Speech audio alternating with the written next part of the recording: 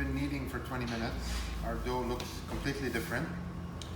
So the dough should be very smooth on the outside.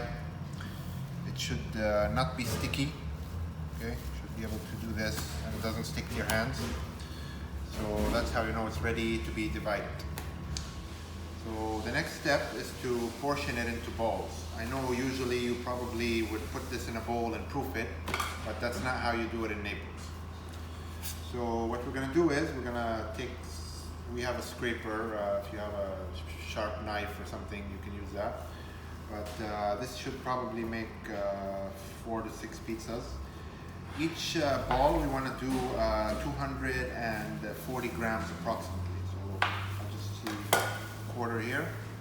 And always put a little bit of dusting flour on your scale just so the dough doesn't stick. So that's way too heavy at 358 grams.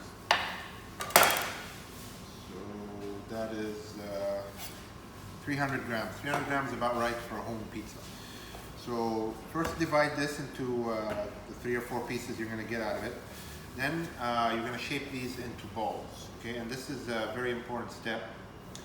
So basically what you need to do is you need to turn the ball inside like this. Okay, so you need to squish that way.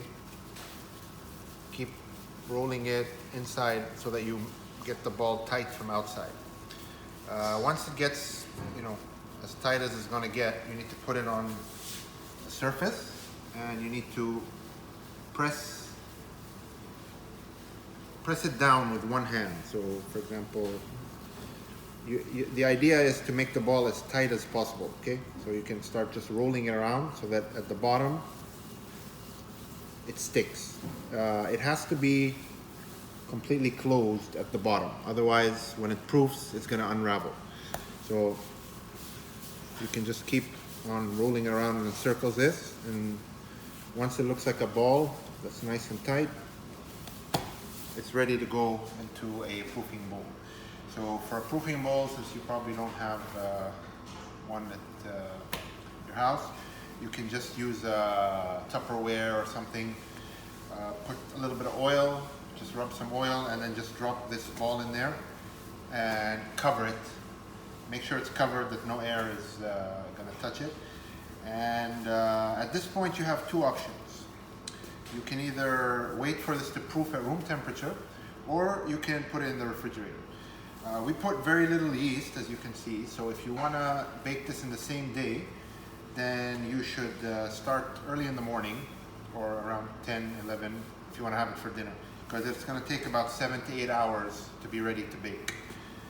If you want, you can put half of them out for 1 day, and then you can put the others in the fridge and then leave them overnight or even for 2 days. The longer they rest in the refrigerator, the better they're going to taste.